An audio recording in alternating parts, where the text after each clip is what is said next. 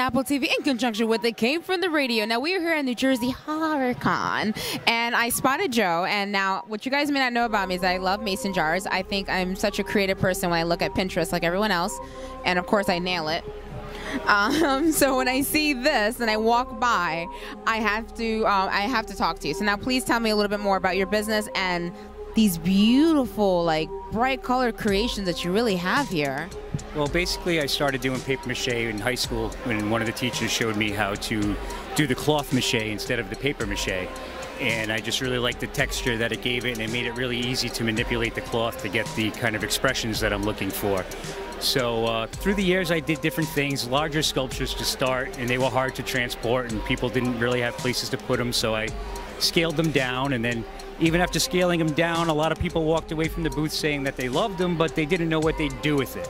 So after a while, it got to be like, well, what could we actually incorporate that would make them functional, utilitarian, and still be able to keep the expressions and the cartoon-like monsters that I'm going for. So I did the mason jars first, that figuring you could do, you know, your change or whatever you wanted to put in it, and painted it on the outside so it's clean on the inside. Applied the paper mache, the cloth and the eyes and the accents, and then after that we did the boxes and things like magnets, and just people have it used to take them home now. They could do something with them and have it be a functional art or applied art.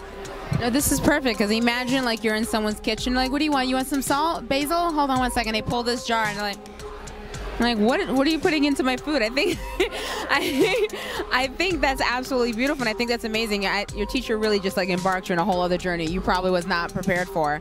So when it comes to sort of like creating these creatures, is there like a certain character that you have in mind, or is this just something purely coming from your imagination? I've always drawn monsters, you know, through school when I should have been doing schoolwork, but so they kind of, a lot of them represent the drawings that I drew in high school that were influenced by the Marvel artists at the time through comic books like Simon Bisley and Sam Keith and stuff like that. So they kind of influenced my drawing style, which later influenced my sculpting style.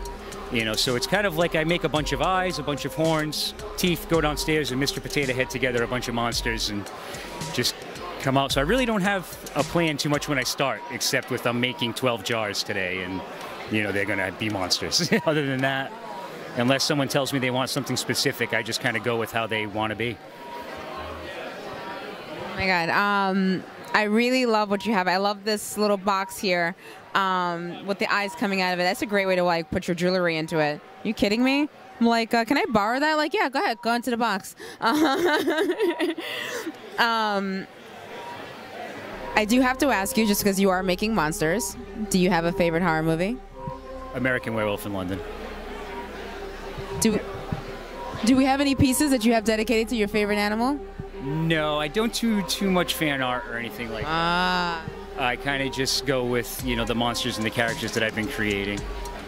Now, out of all your personal creations, which monster is your favorite creation that you've made? Like, is there like, that's my gem. I love my gem there. Like, which one is yours? It changes so rapidly because I'm always so critical of what I've done in the past and what it looks like now. So it's like, you know, I don't like my old stuff, so I like blow it out fast once I've changed the style and try to get rid of it.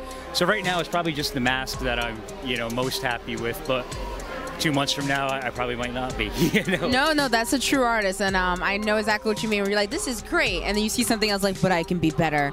Like, after you've developed and worked on it for a few months or whatever, you look back at it and you're like, wow, how was I ever happy with this? You know? Like, I really do think what you have here is absolutely beautiful. If I had the money, I would buy every one of these. One, I like the fact that they're very cute, adorable monsters, but then again, at the same time, you're questioning, like, do I really want to open that up? I'm afraid of what's inside. It's creative, it's beautiful, and I love the fact that these are original creations of yours. I do see the fan art quite often, which we all love the fan art. There's nothing wrong with it. But I like the fact that this is just coming from, like, straight up from his brain. This is absolutely amazing. So for those who are like, I want one of those jars, and I would like to do seasonings out of things like this, where can they find you on social media and online? Go online and check IThinkIveCreatedAMonstah, STAH with the Boston accent.com. Oh my God, you're from Boston? I love Boston, the walking city. I went out there once for a commercial, and I loved it. You guys made me feel like I was home in New York. Oh my God, I loved you guys.